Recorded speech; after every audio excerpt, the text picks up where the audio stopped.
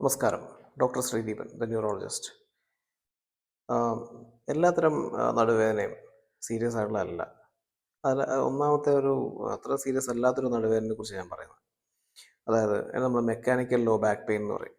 എന്ന് പറഞ്ഞാൽ സർവ്വസാധാരണമായി കാണപ്പെടുന്ന നടുവേദന. അതായത് ഇപ്പം കുറേ നേരം ഇരിക്കുന്ന ആൾക്കാർ, പിന്നെ പോസ്ചറിൻ്റെയൊക്കെ പ്രശ്നമുള്ള അങ്ങനെ മെയിൻറ്റെയിൻ ചെയ്യാൻ പറ്റാത്ത ആൾക്കാരിലൊക്കെ ഇങ്ങനെ ഒരു നടുവേദന ഉണ്ടാകാറുണ്ട്.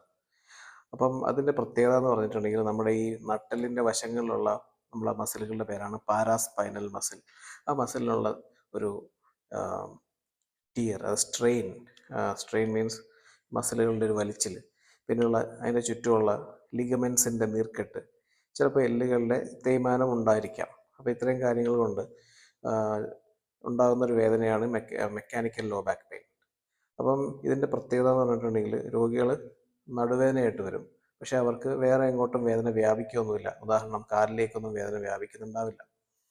അപ്പം പിന്നെ വേറെ രോഗലക്ഷണങ്ങളൊന്നും ഉണ്ടാവില്ല. അതായത് പനി, പിന്നെ അങ്ങനത്തെ അസുഖങ്ങളൊന്നും ഉണ്ടാവില്ല, അങ്ങനത്തെ രോഗലക്ഷണങ്ങളൊന്നും ഉണ്ടാവില്ല. അപ്പോൾ നമ്മളെങ്ങനെയാണ് കണ്ടുപിടിക്കുന്നത്? നമ്മൾ സാധാരണഗതിയിൽ ഈ കേസിൽ MRIയുടെ ഒന്നും ആവശ്യം ഇല്ല.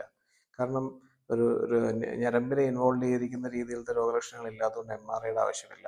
പക്ഷെ നമ്മൾ എക്സ്റേ എടുക്കാറുണ്ട്. എക്സ്റേയിൽ നമ്മൾ ചിലപ്പോൾ ഒരു എല്ലിൻ്റെ തേയ്മാനമോ പൊട്ടലോ അങ്ങനെയൊക്കെ ഉണ്ടോ എന്ന് നോക്കും. അതൊന്നും ഇല്ല എങ്കിൽ നമ്മൾ എന്തായാലും വേദന സംഹാരികളും പിന്നെ നീർക്കെട്ട് കുറയ്ക്കുന്ന ഗുളികളൊക്കെ കൊടുക്കാറുണ്ട്. പക്ഷേ അതിൻ്റെ കൂടെ നമ്മൾ ചെയ്യുന്നൊരു ഇമ്പോർട്ടൻ്റ് ആയിട്ടുള്ള കാര്യമാണ് ബെഡ് റെസ്റ്റ് 2 ദിവസം റെസ്റ്റ് എടുക്കുന്നു.